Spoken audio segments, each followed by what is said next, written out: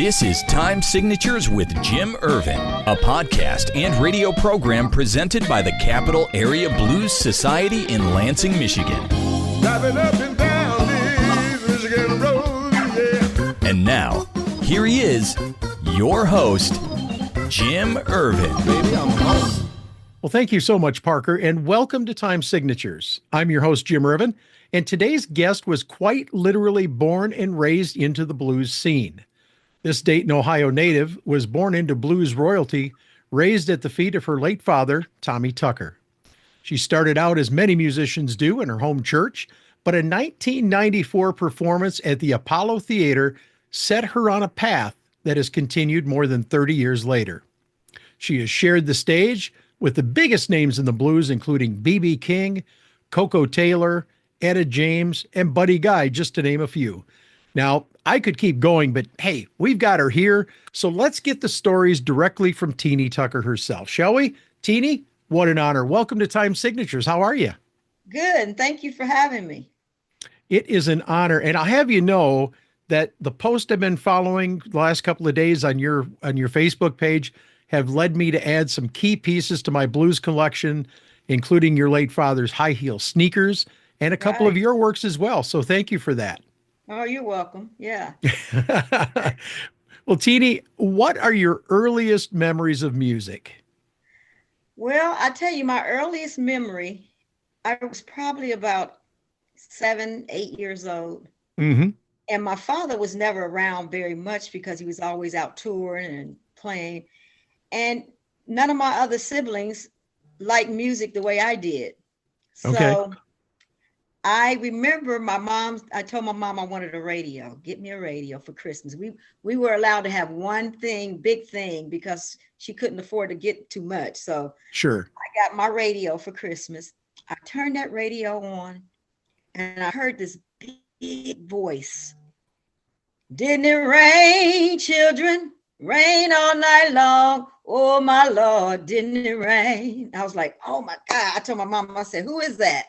And she said, that's Mahalia Jackson. And she said, she's a singer. And I said, I want to sing just like her.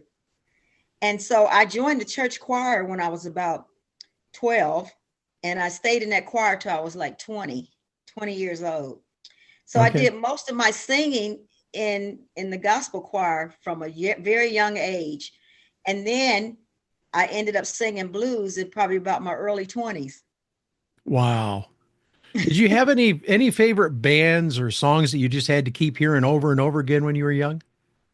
When I listened to a lot of gospel when I was young, I used to like people like Reverend Cleveland and the Staple Singers and Mahalia Jackson, like I said. So I listened to a lot of gospel, the Hawkins Singers, and because we kind of did a lot of their songs when we were younger in our church choir.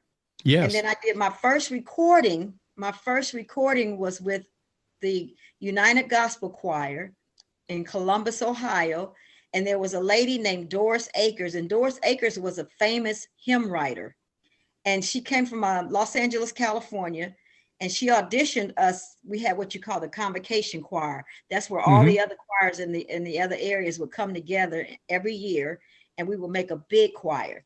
Wow. And so she auditioned about 7 or 8 of us to do some of her hymns. And she had a song called Meet Me in Heaven. And she wanted me to do that song. So that was my first recording on the big album. I guess that's the 78 or the 73. Okay. Yeah. And so I did my first recording was when Meet Me in Heaven by Doris Akers. If you look her up, she's since passed away, but you will see she's done a lot of hymn writing. She has a lot of videos out too. I will definitely do that. Now, once you started down this path, has it always been the blues for you?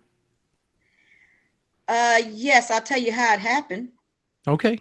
When my father passed away in 1982, I was 21 or 22, something like that. I can't remember. But I had just visited him and he got really ill after I left. And he got sick on January 10th and went in the hospital in 1982. And he died on my birthday, January 22nd in 1982. Well, there was a guy, he since passed away as well. He was a promoter and manager over in Germany, Berlin. And he called me one day and said, Teeny, do you sing blues? And I was like, no, not really. I said, I basically sang just gospel songs, and maybe I'll do a top 40 or a wedding or something like that. And he was like, well, if I send you remember the little cassette tapes? Oh, yeah. He sent me a little, the kids don't have no idea what that is now, but yeah. he sent me a little small cassette tape, and he had like maybe 20 songs on there. He only wanted me to learn 5 or 6, maybe 10 songs. And he had people in there like Coco Taylor and Nina Simone, Mavis Staples, Winona Carr. I mean, he has so many people on there for me to learn. Big Mama Thornton, different songs he had on there. Well, when I turned that cassette tape on, my kids were little then, and I would turn that on every day. Etta James, which was one of my favorites. And so I started listening to the music. I said, man, I really like this music. And by that time, my dad was gone. Yeah. And I was thinking, Dad, I wish I would have known this, that I love this music when he was still here. And so I learned all 20 of the songs. And my kids would go to school and say, we heard Etta James today. Or people looking at them like, who's that? Like my grandsons and them, my grandson, I would pick him up from daycare. He's like 4 years old. He said, Nanny, put on John Lee Hooker. People wondering, what does these little kids know about these old blues players, So it became a part of me. And then I got real interested in learning about the pioneer classic women of blues. I was like, wow, that the things that they went to and how they were oppressed and how they migrated to the north and became great artists, and I started reading the history and I fell in love with blues. Fell deeply in love with blues, its culture, its history, its music, everything. You sound like an earlier version of me because I was late to the game. I was raised with a respect and an enjoyment of the blues by my mom, B.B. King, Buddy Guy, all the regular guys that you would think of, Muddy Waters. But I was much later in life before I got involved in it, like I am now. But right. As you heard me reference earlier in this episode, you truly were born into blues royalty. Did you have a good relationship with your father when he was around? Did you ever get to see him perform or anything? Oh yeah, I did. I tell you, when I was younger, my mom and her friends were in Dayton, and there was an upper valley and the lower valley of Dayton. Mm-hmm. And so those women would go sneak up to the upper valley of Dayton just to hear blues. And so my mom and her friends would frequent the club a lot. My dad played there. And so she fell in love with my dad. He fell in love with her, but he had a wife and kids.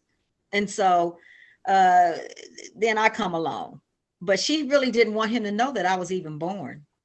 Oh, and wow. So I guess she saw a friend in the grocery store and I was in the stroller, and he says, I didn't know you had a baby. And she said, yeah. And so she went back he went back and told my dad, Deanie got a little girl. And he tried to file me, and that the rest is history. I mean, I was probably about 10 months old. So then every summer when school let out, he'd fly me on TWA to New York and the New Jersey area where he was playing. So I go every summer and spend time with him and the other kids. And out of all the kids that my dad have, I'm the only one that sings and write music. Wow. So that's really funny that, nobody else does it but me. Yeah.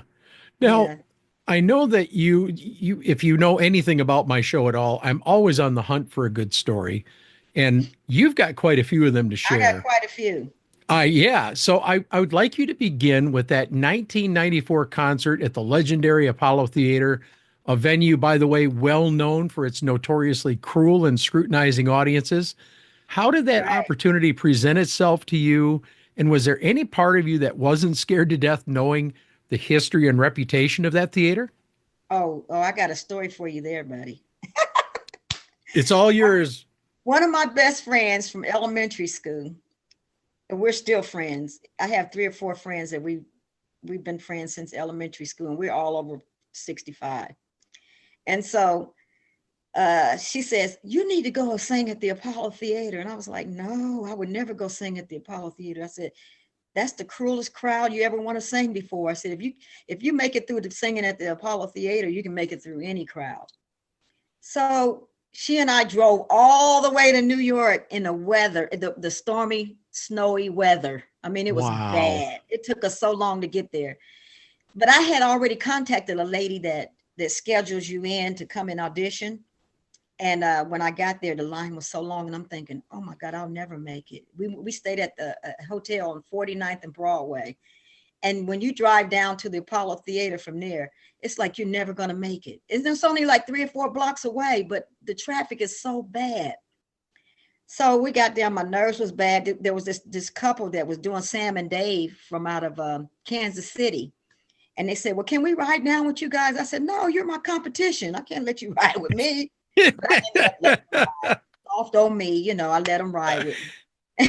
So we get down there, and this line is like out the door. And there was like maybe like 10 people before me, or maybe more. I just kind of I windowed myself up a little bit. You know, I told the lady, I said, ma'am, I talked to you on the phone. I drove all the way from Ohio. I said, can you please let me come in and just do my audition? She said, okay, I'm gonna put you in number 10. I said, oh, thank you. I was so happy.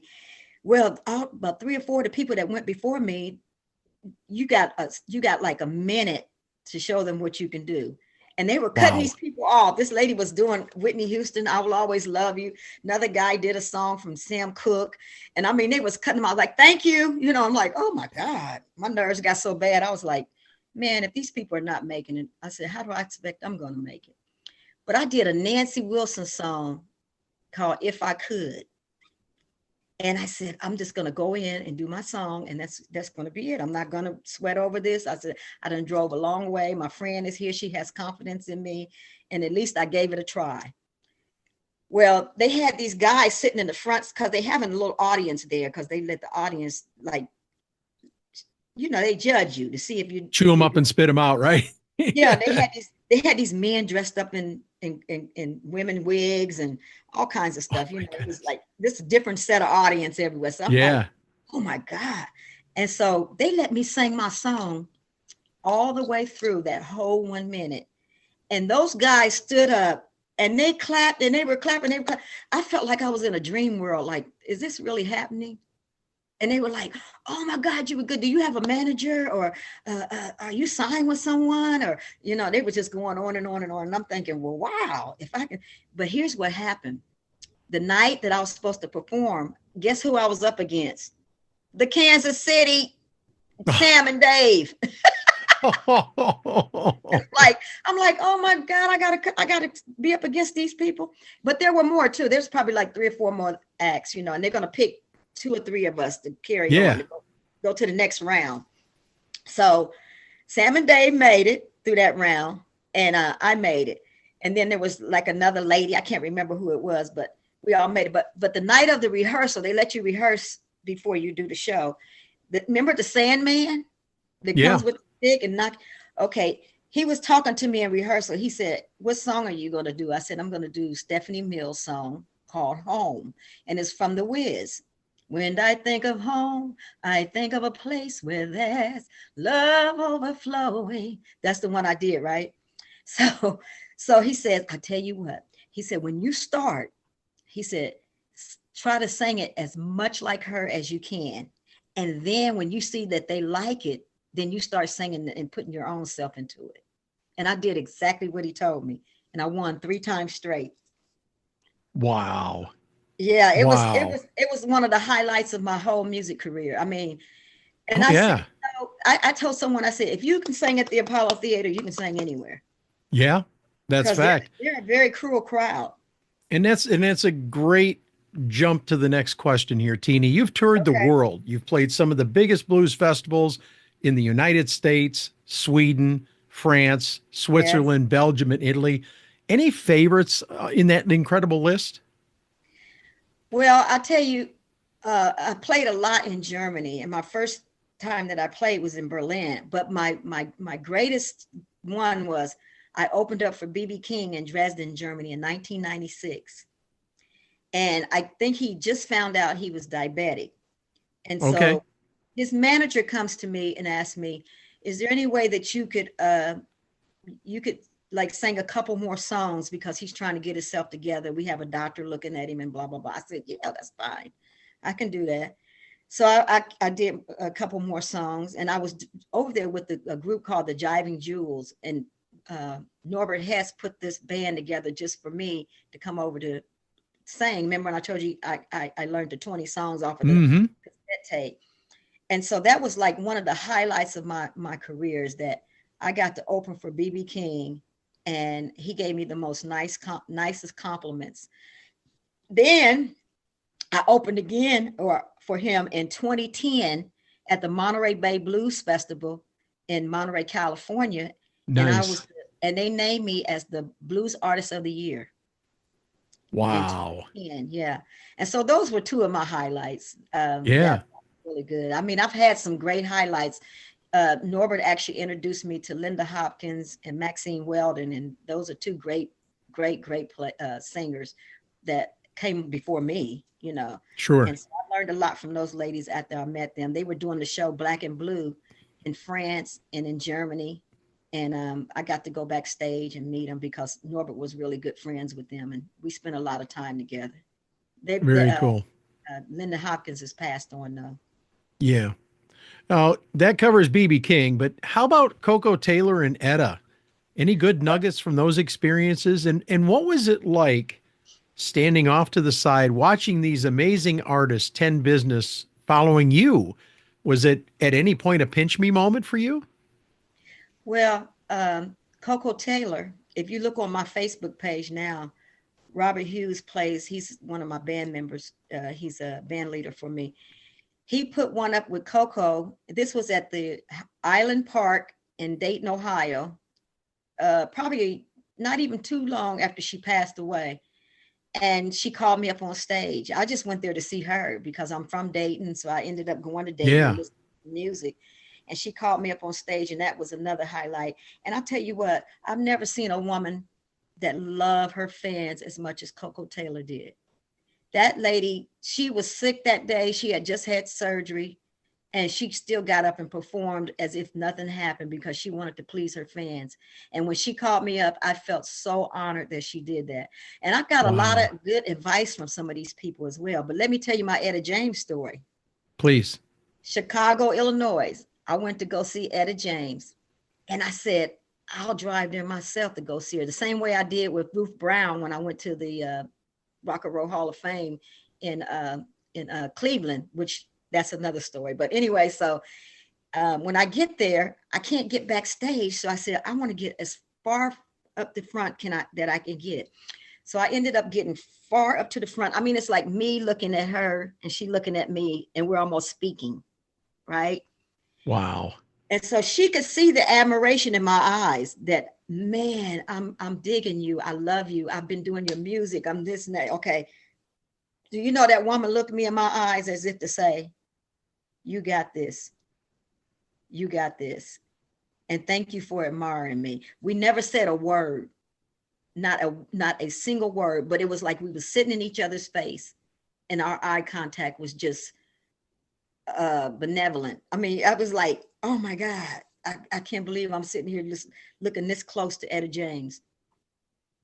But let me tell you this too. Etta James has a book out called Rage to Survive, and I actually read her book. But my uncle, which is my dad's brother, that's still alive, he's the youngest out of all of them.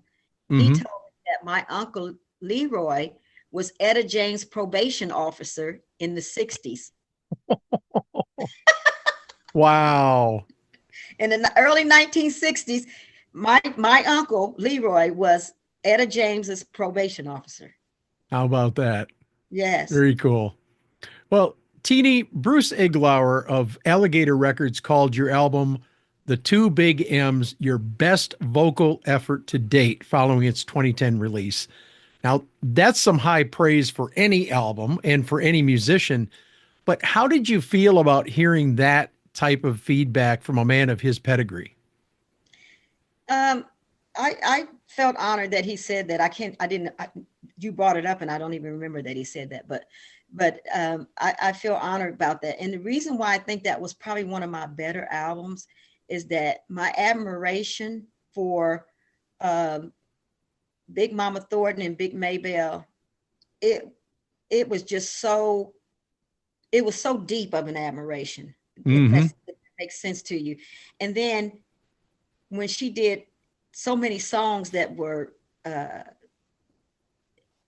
Hound Dog, take Hound Dog, for example. She did Hound Dog probably in 1952 or 53 or something like that with Robert, Don Roby, Peacock Records. And then Elvis Presley came along and did it and made a hit out of it. And this woman got $500 for it, and they sent her on her merry way. And she died penniless. And so I had a huge admiration for her and for someone like Big Maybelle, because Big Maybelle was actually from Cleveland, Ohio. And these women were, in order to hide their pain from oppression and being poor and all kind of things that they went through, they got hooked on drugs and alcohol and things that you think is, they didn't have therapists back then. You couldn't lay on the couch and they tell you, oh, this is how you get through Sure. it. And so I kind of admired that, not kind of, I really admired it. And so I said, I want to do a tribute to them. So I wrote a song called The Two Big M's. And Gil Anthony played it the other day because they just did a blues marker in Arlington, Alabama for the life of Big Mama Thornton. And so I did a song, and he said that, he told me, he said, Toonie, I just have to tell you, that's the best tribute song I've ever heard. I said, well, thank you. And how cool. And I wrote that song out of the deepness of my heart, because I really wanted these women to be acknowledged. Yes. And then you look at somebody like Big Maybelle. Big Maybelle did a whole lot of shaking going on way before Jerry Lee Lewis did it. It was a different kind of style, but she did it.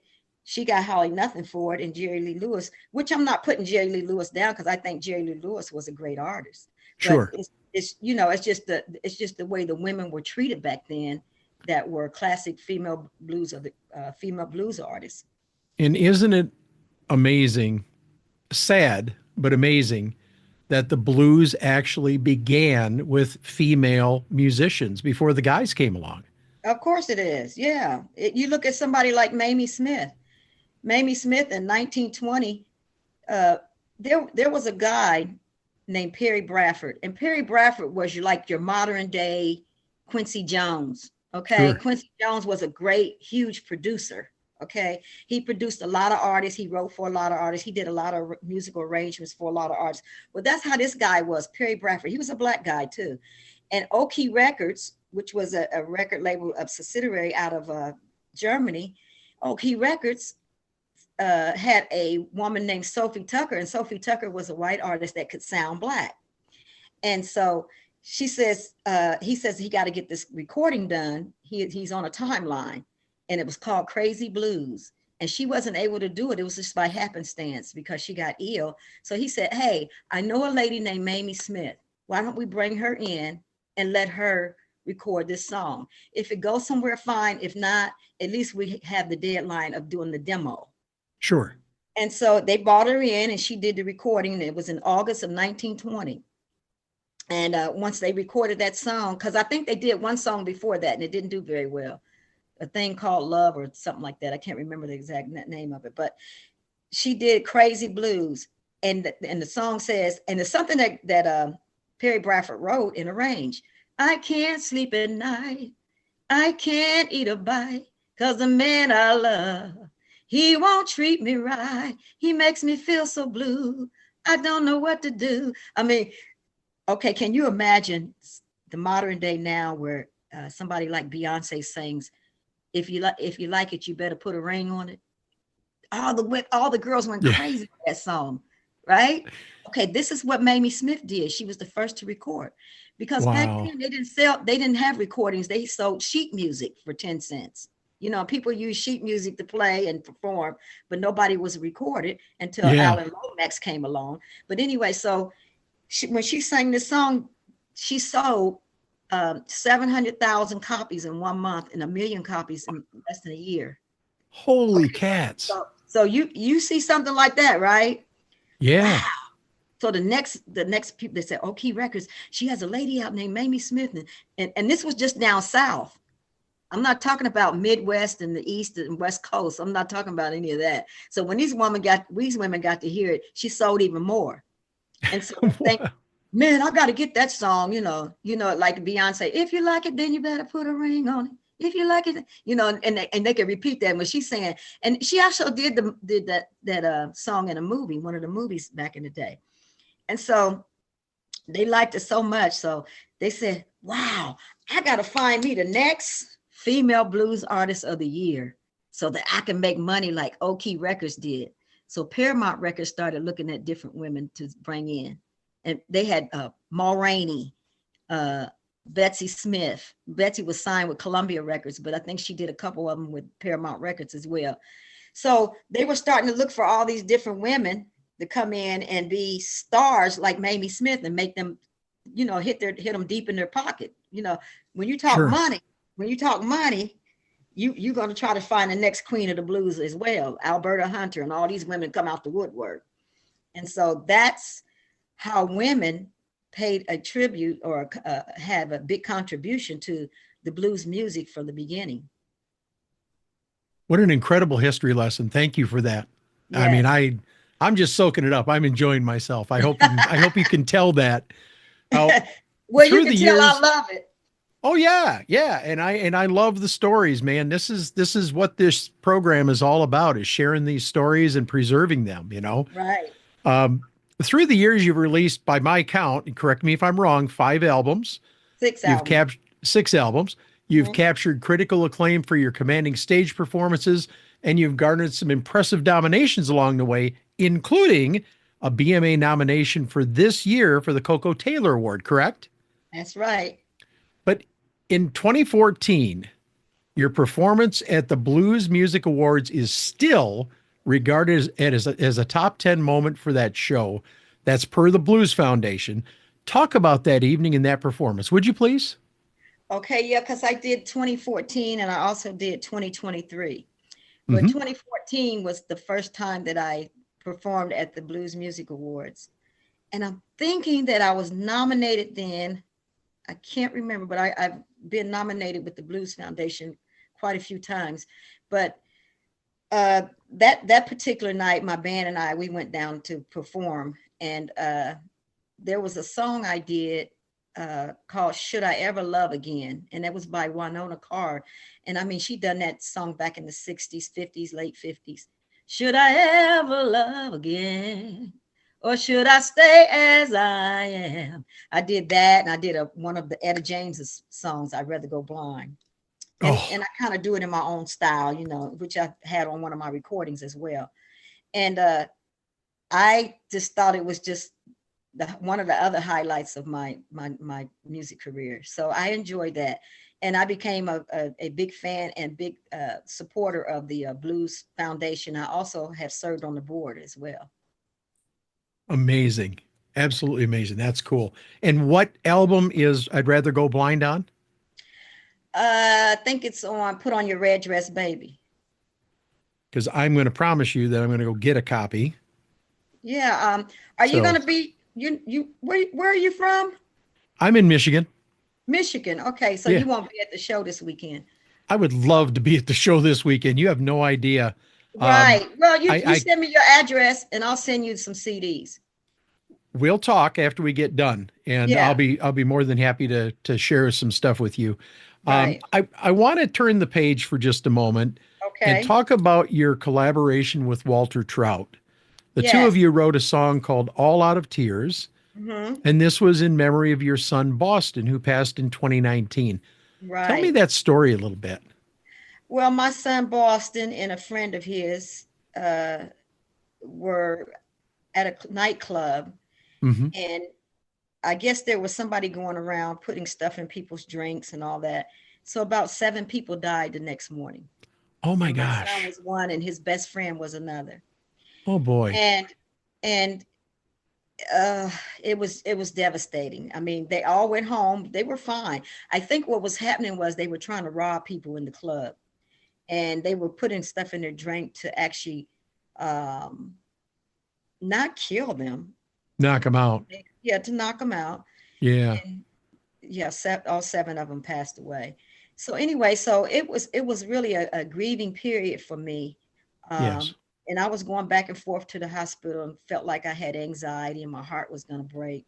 And so I started doing art, because the doctor told me, said, if you don't find something to do, you're going to die of a broken heart. And so the following year, no, well, let's see, my son died in November, and this was January that I went to the IBC. And I saw Marie and Walter walking down Beale Street. And Marie says, "Hey, Teeny, how you doing?" I said, I'm making it. And I mean, I put a smile on my face and I press my way through, which I do all the time, because I'm a biracial child raised in the 50s, so you can imagine. So anyway, so Marie says, "Well, how are you doing?" And I said, "You know what? My eyes are dry, but my heart keeps crying. My heart will not stop crying, but my eyes are dry." Because I done cried all my tears. They're dry now. I don't have any more to cry. And so she says, "I'm so sorry to hear that." I hugged her and Walter, and they left and went down to Alfred's, I guess, to see the Women in Blue show. And the next day, oh no, they went somewhere else, because the next day I went to the Women in Blue show and they were at the Women in Blue show. Okay. And I walked past Walter and Marie and I see him again. "Hey, how you doing?" Marie says, "Teeny, come here for a minute." And I said, what? I said, "What's going on?" And she said, "Me and Walter have been talking, and all for a couple hours now, all he keeps thinking about is, we gotta write all out of tears. What you said, something that you said to him triggered him all night." And I said, "Really?" She said, "Yes." Well, it was during the pandemic, so I couldn't fly there. They couldn't fly to meet me. I mean, there was a lot of things going on. So sure. we actually wrote the song together, and they actually recorded the song with him singing it. Wow. My next CD, I'm going to be singing it on my CD. And so all out of tears. So he says, "I'm going to submit that to Song of the Year." And I said, "Okay." And so he submitted it to Song of the Year, and it won. And then look, I saw John Hahn one day. He said, "You beat me and Shamika out of our spot to have our song for Song of the Year." I said, "Share the wealth, John." He was just kidding, but Yeah. But yeah, that's how Walter and I, But the video that you two recorded, I watched that while I was, one of the things I do when I'm preparing for an interview is I immerse myself in the music of the people I'm interviewing. right. And I stumbled on that story, and I had to go do a look, on YouTube, and I found the video, and I got to be honest, I'm a father. Mhm. It hit me in the feels so hard. Yeah. I lost a cousin when he was 13. Okay. And when I saw that video, it threw me right back to January 31st of 1980, when my cousin passed. And my aunt, who I talk to this day, we always mark, the anniversary, and I always talk to her the week of and say, "I'm thinking of Jerry." But I mean, that song had that kind of a hold on me Oh yeah. when I heard it. And I got to tell Yeah. you, Teeny, it's an incredible song. Oh, thank you. Yeah. Yeah. It's heart-wrenching. It really is. And Yeah. and only a parent that has lost a child in one way or another would understand the meaning of that song. Well, I tell you, I've lost my mom, my dad, my Mhm. grandparents, aunts, uncles. My first grade teacher was um, she was like my godmother. And my grandfather, I was keeping him. He was 97 when he passed away, which was in April of 2019. Then Okay. now these people died. Both of my grandfather and my godmother died in my arms. Okay. She was in hospice, and I went down to Dayton and sat with her until she took her last breath. But you would expect a 97-year-old and an 87-year-old to pass. That's longevity. That's a Hmm. long life. But to not hold your own son in your arms at age 37, there's nothing more devastating. I've lost a lot of people, and a mother is the most dearest thing you can lose. But it Yes, is ma'am. nothing like losing a child that grew under your breastplate. Never, never, nothing like it. And if you don't find something, it's up that my doctor explained it to me in a great way. He says that, there's a lot of couples that have been married 60 plus years. And when one dies, 18 months later, the other one goes. And that's called, Some in as few as a few hours too. that's right. And it's Yeah. called broken heart syndrome. Your heart can actually break unto death. And so when they explained that to me, I said, "Oh my God, I got to find something that I can just stop feeling like I'm filled with anxiety and chest Yeah. pains." That's how bad it hurts. You can't really explain it. It's your child. And that's when I started doing art. I've only been doing art since the pandemic, and I've probably done close to 500 paintings. Wow. I've already had 2 art shows at the Columbus Museum of Art, which is one of the 3rd largest museums in the country. And I don't know, it's just my way of healing. And if you go on my Facebook page, Teeny Tucker Art, you will see some of my artwork. Now, do you have little items do you sell some of your art? I do. I sell some of my art. And also, this is a great story too. My daughter says, "Mom, why don't you just paint him a red rose? He loved red." And I said, "I can't paint." And she said, "Well, just do anything you have to do to just paint him a rose." I ended up painting a rose. It took me a little while to get it together. And I paint the rose and I put it on Facebook and I explained, this is the first rose that I painted in dedication to my son. Wow. And do you know, I had at least 15, 16 other mothers, grandmothers, grandfathers, grandmothers. I lost my grandson. I lost my son. I lost my nephew. And I would paint them the same rose and send it to them. How beautiful. Yeah, I said, if this healed me, this might be able to heal them. I had gotten to the point where I would take the rose and put a little heart in the middle of it and then put a little tear that came down. And I said, this is for your healing. If you have to cry, cry. But just remember that, he'll forever remain in your heart, or she'll forever remain in your heart. And so Beautiful. that's when I started painting. Wow. Well, Teeny, in 2024, you released a single entitled My Body Is Mine. Mm-hmm. Now, is this part of that new album project that you're talking about? No, actually, that was a single that I released with Terry Aberson and Derek Purcell. And they're out of Chicago. And They called me one day and they said, Teeny, we wrote a song called My Body Is Mine. We want you to look at it. And then if you need to change any of the lyrics around or whatever you think we should change, let us know. We would love for you to do the song. And I said, okay, let me look at it. And we went back, we collaborated back and forth for, maybe a couple weeks. And you won't believe this, but I drove all the way to Chicago in one day, recorded the song, and then drove all the way back. In one day? In one day. Girl, you make a truck driver look bad. Because I live in Columbus, Ohio, so that was like 5 hours from me. That's a haul, man. Yeah, and Terry offered for me to stay overnight at his place with him and his wife. And I said, it's not that far of a drive. Let me just go on and go back home, because I had so much other stuff coming up.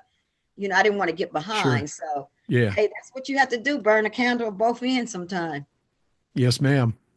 Well, Teeny, where can folks go to find out more about you? Maybe buy some of your albums, your merch, your art, or even book you for a gig. And please don't forget your social media. Right. Okay. So I'm on Facebook, Teeny Tucker Facebook. I'm on Teeny Tucker Art Facebook. I have a website, www.teenytucker.com. Okay. If you look on YouTube, you'll see and hear me. And if you're interested in booking me and my band, you can go to Robert Hughes at ameritech.net or teenytucker@yahoo.com. Okay. And we will be glad to see what you need. Well, Teenie Tucker, it has indeed been an honor to have you on the show today. I want to thank you again for your time and much continued success to you. Thank you so much. Oh, this weekend, I hope people will know that we're going to be in Cleveland, Ohio. I'm doing the Women in Blues workshop. It's for the Tree Lawn Music Hall, TREE Lawn Music Hall, and I think it's on 5335 Waterloo Road in Cleveland, and that's going to be on Sunday. Excuse me. Sunday, the doors open at 11:30. At 12, they're going to have a brunch. And then at 1 o'clock, I do the Women in Blues workshop. And then at 2 o'clock, my band's going to play for an hour. So it should be a great day. And we're hoping that anybody that can come out on that day, please come up and see me. Talk to me. Yes, indeed. All right. Yeah. Well, I want to talk to all of you for just a moment about the National Women in Blues. It's a nonprofit that supports, edifies, mentors, and promotes female blues artists. The NWIB holds their annual Women in Blues Showcase each year in Memphis during the International Blues Challenge, and they're also holding other showcase events around the country, kind of like what Teenie's talking about here, but they can use your support.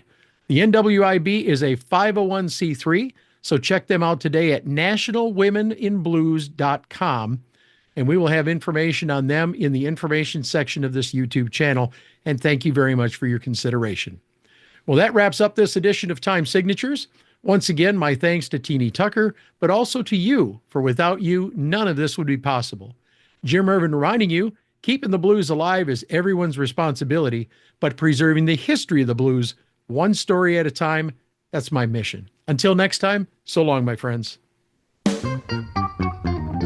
This has been Time Signatures with Jim Ervin, presented by the Capital Area Blues Society in Lansing, Michigan. For more information on cabs, visit capitalareablues.org. You can find this episode and past episodes at lccconnect.org. The Time Signatures theme song, Michigan Roads, is used by permission and was written by Root Doctor, featuring Freddie Cunningham. You know I'm trying, baby, driving up and down these Michigan roads, yeah. Until next time, keep on keeping the blues alive.